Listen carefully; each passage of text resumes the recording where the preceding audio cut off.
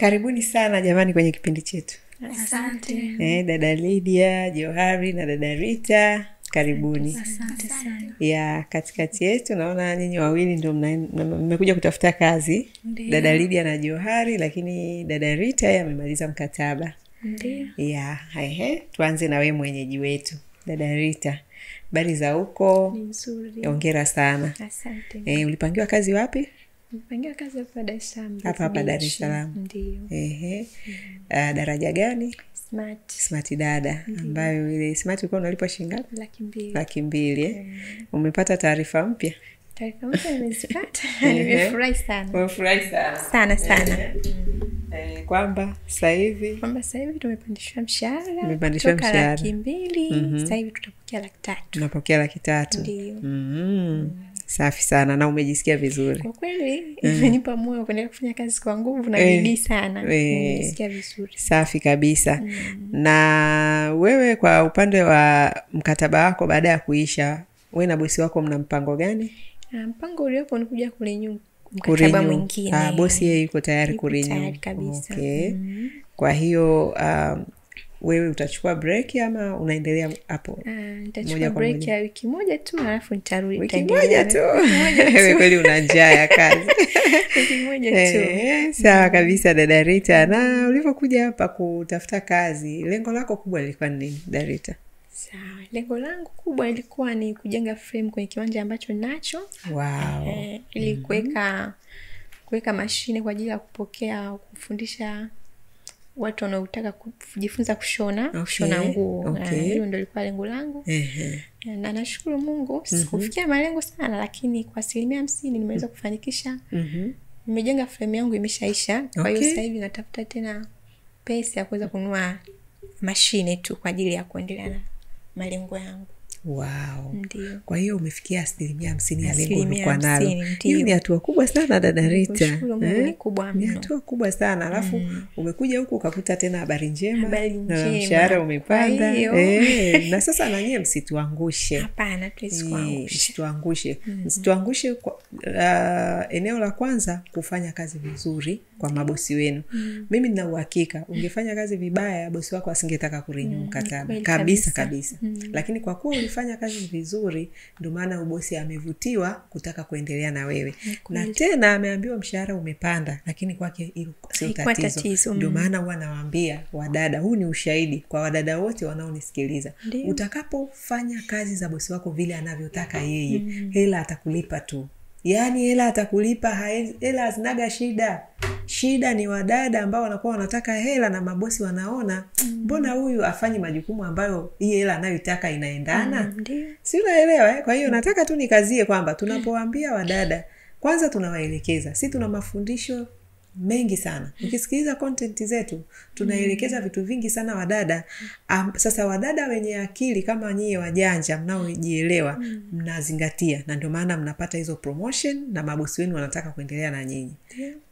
Lakini tuna kundi la wadada ambao hawa wadada mimi nawaitaga wadada wa mitaani. Wale hata kama wametoka kwenye majumba yao, lakini wa mtaani kwa maana moja kwamba ni wana tabia za ajabu, ni wajeuri, ni viburi, hawasikii, wana mitazamo hasi kuhusu mabosi wao. Anakuambia mabosi wananyanyasa au mabosi wana roho mbaya. Ukienda huko TikTok ndio utawakutana nao wengi. Wamejazana sana TikTok huko.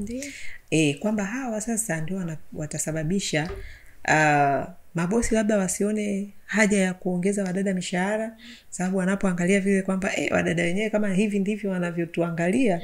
Yani hawaoni, hawapati ile motivation ya kusema kweli hawa watu sasa wanaenda kwenye professional. Kwa sababu sisi tunawatoa huku kwenye ukawaida, mlizoea kulipwa 30,000, 40, 50, si ndio? Lakini sisi tulivyokuja tumeleta mapinduzi. Wadada wanalipwa 500,000, 300,000. Umeelewa? 150,000 sasa hivi. Ile 100,000 tumeiua kabisa. Sasa ili hao mabosi waone tija ya kuwapa hizo fedha, lazima na nyie muonyeshe tija kwenye majukumu yao. Sasa wewe sina mashaka na wewe kwa sababu ushahidi wa kwanza umemaliza mkataba kama smart, wale smart wa 200,000, na sasa hivi bosi wako amekubali kuendelea kukulipa kama smart mpya ya 300,000. Hiyo inaashiria kabisa dada Rita wewe ni smart kweli kweli. Tunaposema dada smart ambaye anajiongoza, anajiongeza, umeelewa, anafanya majukumu yake bila kusimamiwa, ina maana wewe hayo unayatekeleza kwa vitendo, na ndio maana bosi wako anaendelea kushikamana na wewe. Na hayo ndio mimi nawaambia wadada kwamba wanaweza wakajifunza kwenye hizi content, lakini wanaweza wakaja pia kwenye extra na madarasa ya ziada ya wadada ambao wanataka kuwa smart dada, professional dada. Wanawaambia waje niweze kuwasaidia, kwa sababu naamini ninavyoongea na nyinyi mnaokuja hapa, najua mnania, ndio maana mmekuja. Lakini kukaa tu na kuongea na watu ambao hujui kama wako tayari kujifunza, ndio hayo unakuta kuko TikTok wanaongea ujinga. Wewe dada anatetea sana mabosi, wanavyonisema mimi. Sasa hao ni watu wajinga, wapumbavu, wasiojielewa. Kwa sababu mtu kama huyo huwezi hata kumfundisha, kwa sababu tayari kashakujaji wewe ni mtu wa kutetea nini mabosi.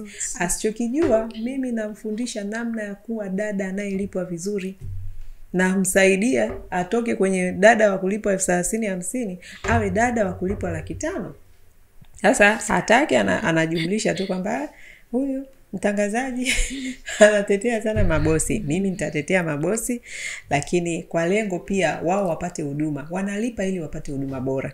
Na sisi wadada tuna shida za hela, si ndio? Huwezi kupata hela bure bure. Lazima umfanyie mtu kazi zake vizuri ili aweze kukulipa. Ni hivyo tu, wala hamna kitu kingine. Kwa hiyo upande wa mabosi ni kweli mimi niko upande wao, wanatakiwa wapate ile huduma ambayo tunawaambia wadada wanaweza kuifanya. Ndio maana dada asipofanya na kuwa mkali. Lakini upande wa wadada nawasaidia kuongeza thamani au tija. Yaani wewe utoke kuwa dada wa kawaida ulipwe pesa nyingi. Ndio lengo langu. Kwa hiyo ukinisikiliza, ukajifunza, utakuwa dada ambaye ni smart au professional. Lakini usipofanya hivyo pia utabaki kuwa dada wa kawaida. Haina shida, na utaendelea kubaki kwa madalali wa mtaani, na wewe utabaki kuwa dada wa mtaani. Hapa sisi ni wadada ambao wanaishi kwenye kanuni za kimungu, umeelewa, uchapakazi, uadilifu, uaminifu, tabia nzuri. Hizo zote ni tabia za kimungu. Hao ndio wadada ambao tunataka kwenda nao. Lakini hao tunaoita wa mtaani ni watu ambao wana mambo ya kishetani, wizi, udokozi. Si mnaonaga wachache ambao wanajaribu kuja na hizo tabia, sisi tunawafinya mapema sana. Hatuwezi kucheka na hizo tabia kwa sababu watatuharibia kituo chetu. Kwa hiyo tunajaribu sana, wakitokea hao wadada wa mitaani hao wenye tabia za ajabu ajabu, na sisi tunapambana nao. Wale tunaoweza kuwafunga tunawafunga, wale tutakao waweka hapa mtandaoni ili waweze kuonekana na dunia kwamba hawa dada ni huyu dada ana tabia mbaya. Ingawaje anaonekana kwa sura ni mpole nini, lakini ana tabia mbaya, hafai katika jamii. Ili naye aweze kujirekebisha. Wanasema usipofunzwa, asiyefunzwa na mama yake atafunzwa na ulimwengu. Na ulimwengu wao sio kusaletu. Mtu akija hapa akionyesha tabia za ajabu ataumbuka, sababu sisi tuko hapa kuhakikisha kwamba tunalinda huu mradi uweze kuendelea kuwasaidia maelfu ya wadada. Umeona kama dada Rita, sisi kwetu ni fahari kwamba tumeweza kukusaidia, umeweza kutimiza malengo yako na bado unaendelea, angalau umefika nusu ya malengo. Kwetu sisi hicho kitu tunajivunia kwa sababu ndio kazi Mungu aliyotupa kuifanya. Sijui unanielewa. Kwa hiyo hatutakubali watu wachache wenye nia mbaya ya kuja kuchafua kituo hiki wakiharibu, kwa sababu watakuwa wanaharibia hatima za watu wengi sana. Mpaka sasa tumesaidia maelfu ya wadada, na bado huko tunakokwenda na imani tutasaidia wengi zaidi. Kwa hiyo hatutakubali tabia zozote za ajabu ziharibu kituo chetu. Lakini kwa upande wa wadada wanaopata shida zile za kweli, labda bosi anakudhulumu au bosi anakubaka au anakushikashika bila idhini yako, hatutakubali. Mabosi kama hawa tuwachekei. Lakini utendaji wa kazi tuko upande wa bosi. Bosi akisema utendaji wako ni mbovu, tuko upande wa bosi. Lakini ukisema bosi wangu labda amenipiga au amenidhulumu, hatuwezi kuwa upande wake.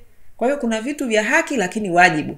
Masuala ya wajibu ndio hayo wadada wanalialia nayo kwa sababu ya kutokujitambua. Wao wanaona kama tunawatetea mabosi, kumbe tunawakumbusha wajibu wao, tunawafundisha.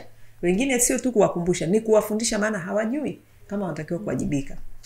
Kwa hiyo nimesema nitumie fursa hii kwa sababu kwenye hichi kipindi moja ya kazi ni pia ni kuhakikisha kwamba katika hizi content tunapitisha pia maarifa. Kwa hiyo nilikuwa nakazia maarifa kwa ajili ya wadada wengine waweze kujifunza, waweze kuwa inspired, yani kujifunza kutoka kwako. Umekuwa dada smart wa 200,000, bosi wako huyo amekubali kuendelea na wewe kwa 300,000 na anatulipa gharama za kituo. Huyu sio yule bosi wa kukuambia pembeni achana na Wadada Center, si tuendelee tu. Huyu bosi wako amekuwa ni bosi mwenye hofu ya Mungu. Hawa ndio mabosi ambao kweli wana hofu ya Mungu. lakini sio bosi anakuambia nitafutie dada mwenye hofu ya Mungu. Alafu akifika nyumbani kwake anaenda kumwambia sasa unajua achana na Wadada Center. Huyu ana hofu ya Mungu. Wewe mwenyewe unatakiwa ujiulize. Huyu kama anawadhulumu mabosi wangu walionileta hapa, mimi atanifanya nini? Mimi itakuwaje? Utakapopishana naye utakimbilia wapi? Huna pa kukimbilia. Na tumeona baadhi ya wadada wachache ambao walitufanyia hivyo na wao yakawakuta. Baadaye wanakuja hapa kwa machozi. Umeona? Kwa hiyo nawaambiaga wadada, ukimfanyia mtu kitu ambacho wewe usingependa kufanyiwa, unapanda ubaya na lazima utauvuna. Hauwezi kufanikiwa. Ukisema eti naendelea na bosi wangu kimya kimya bila Wadada Center, nakwambia unapanda ubaya ambao utauvuna na wewe mwenyewe. Katika malengo yako, katika maisha yako, utajua mwenyewe mimi sijui, lakini utavuna ubaya. Hauwezi ukapanda ubaya ukaenda kuvuna baraka. Haiwezekani. Ukitaka kubarikiwa, panda baraka.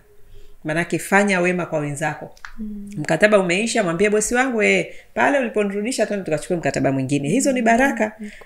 Ni baraka kwa sababu bila hivyo hicho kituo kisinge kuwepo, wewe ungepata kazi wapi? Na sio tu kupata kazi zipo mitaani huko, lakini ndio hizo za 50,000 laki mwisho. Sasa hivi sisi ndio hivyo unaenda kulipa 300,000 kazi za ndani dadangu. Hicho kitu ni rahisi Tanzania hii? Sio rahisi. Kwa hiyo lazima mjue kwamba sisi kuna ujira wetu ambao Mungu ametuwekea hapa tuupate kupitia nyinyi, kupitia mabosi wanaowachukua nyinyi hapa. Tunawaandaa vizuri, tunawapa mafundisho mazuri ambayo mkienda kuyazingatia mnaishi vizuri, mnaleta amani katika familia zao. Lazima walipie. Lazima walipe. Kwa hiyo ndio hivyo. Na nyinyi malipo yenu ni ile kwamba mkataba wetu ni wa mwaka. Hayo ndio malipo. Ukisema unakatisha chini ya mwaka, hapo hatutaelewana. Mwaka mmoja hautupi hela, lakini ufanye kazi na sisi muda gani? Mwaka. Kwa hiyo mwaka ukiisha, kama unaondoka uondoke. Sio utudanganye naondoka huku unaendelea nyuma. Hiyo itakula kwa. Kwa hiyo dada Rita bwana, mimi nakupongeza sana. Na kutakia kila laheri. Nenda kwenye mapumziko yako ya hizo wiki moja. Rudi kazini, endelea kuchapa kazi. Sisi tumewapambania. Nenda kafurahie mshahara wako mpya wa 300,000. Asante sana. Lakini endelea pia kufanya kazi kwa bidii zaidi. Pale bosi wako unaona ameongeza mshahara na amekilipa kituo, basi wewe utakachomlipa ni kuhakikisha yani akikohoa tu umeitika. Si ndio? Majukumu yake umeyafanya vizuri. Yani hiyo siri ndio iko pale. Pesa zetu ziko pale. Kwamba bosi wako asinungunike, asianze kujisikia kama wewe unamdharau nyumbani kwake. Usiende ukavaa mavazi ya ajabu, maana mnaenda kwenye familia za watu. Sio unavaa kama vile unaenda unamtega baba mwenye nyumba, hapana. Yani heshima mwanzo mwisho. Heshima kuanzia kwenye kazi unavyofanya, unavyojiweka, unavyozungumza nao. Hizo ndio pesa. Mtu hata kubali uondoke. Ndio kama hivyo. Mmeona jamani, mmeshuhudia? Mbona dada bosi wake akasema yuko tayari kuendelea kumlipa na mshahara umepanda, lakini akasema yuko tayari. Kwa nini? Kwa sababu ameonyesha tabia nzuri, uchapa kazi na heshima kazini. Angekuwa na chochote tofauti, nakwambia huyo bosi asingekubali. Angesema tu sawa, mimi huyo dada Rita nitafutieni tu mwingine. Wengine wanasemaga hivyo. Ukishaona hivyo tu ujue kuna vitu alivumilia. Alivumilia tu mkataba uishi. Sasa usikubali mtu akuvumilie. Yani unatakiwa ukiondoka nyumbani kwa mtu anasikitika, analia. Yani na unaondoka kwa sababu umetimiza malengo. Kwamba bosi nashukuru nimetimiza malengo yangu. Yani analia kwa namna ulivyoishi naye vizuri. Si ndio jamani? Ni kweli. Haya, kwa hiyo dada Rita karibu sana. Asante. Haya.